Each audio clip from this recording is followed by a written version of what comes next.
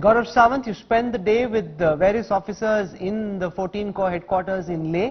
What's the mood in the army that's on the ground? And secondly, what are they making of the new developments in the Demchok area, in the Depsang area? Because the focus so far and the entire country was just getting used to the names Hot Springs, Pangong So and the Galwan Valley, and now there are two more sectors where ground reports suggest an intense build-up is being witnessed on the Chinese side.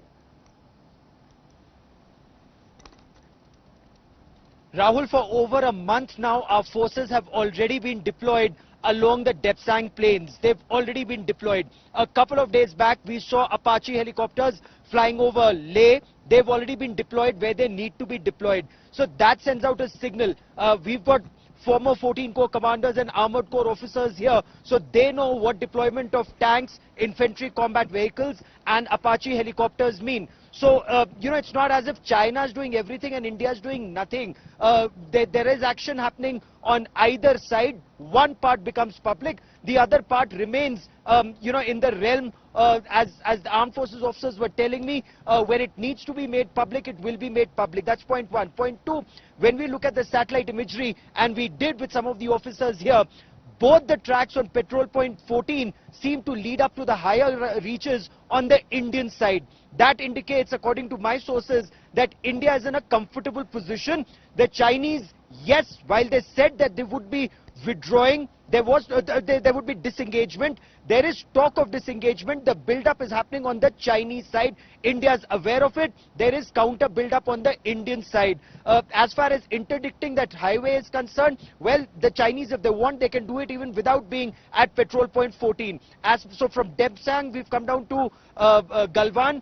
We will talk about Pangong So, that's an area of concern, but even there, the Indian Army is now deployed along the ridgeline till finger 4 on the ridgeline. So, eyeball to eyeball with China. You go down to Demchok, again, Demchok and Chumar, Indian Army is extensively deployed there. So, the fact when the Chinese were coming in, if they thought they wanted to come in, Indian Army was already there, seems to indicate that the Army was prepared for it, and now it depends whether the withdrawal that the Chinese are talking about, they want to withdraw, they want to take it forward. There would be action and reaction either ways, Rahul, but the forces are deployed. Lieutenant General Rakesh Sharma, the question around your theory of China actually just testing India's will and provoking and poking is that if you cross the line of actual control in so many places as the Chinese are attempting to do and push India hard, the China is risking escalation. So in their calculation matrix, they've obviously figured in an Indian response, and they seem to believe, dekhi jaogi, we've got this under control. If they hadn't, they wouldn't have risked this kind of affront to India without already having calculated how they think India will respond.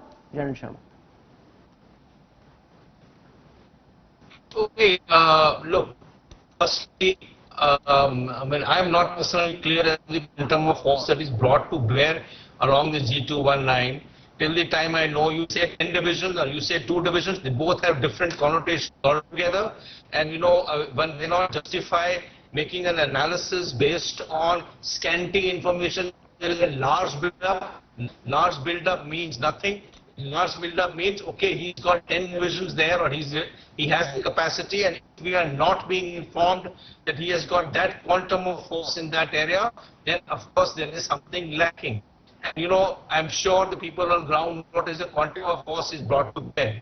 It's not a question of testing LAC. LAC is still, except for Pangong So and what has happened in the Galwan Valley, the LAC is very far for him from 219 to come down towards Depsang or through the Karakoram Pass. And so across the Sea, when you come from Rock and towards Demchok, you have to cross a major range called Kailash Range, and there are just 3 passes on top of Kailash Range. Or he comes down Tashigong, takes a circuit and comes down the Indus Valley. All this is known to us, the time taken for him to start from some kind of concentration areas and move. It's not one day's job, and all this is watched by us. So, to say that, he's coming tomorrow and we make a big hawa out of it, I think that's not right.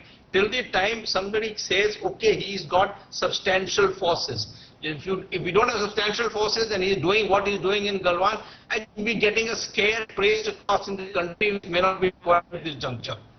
That's a crucial point, Jayadeva, Ranade, because A lot of senior officers I spoke to, including some former chief of army staffs, said if you look at the manner in which the Chinese are deployed, and I hope our producers can put them out, and I just want our viewers to think about it, and I'll try and remove the military jargon as much as I can. They're not deployed for operations. What that means is, you know, they're not in fighting position just this moment, in the valley, out in the open, where the drones can see it, the UAVs can see it, the satellite images can see it. They've got their entire convoys lined up, they've got their tanks laid out. That's not how you deploy if you're hoping to move in.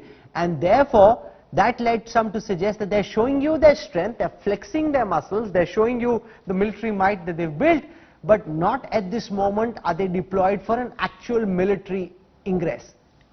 Would you share that, Jayadeva, Ranade?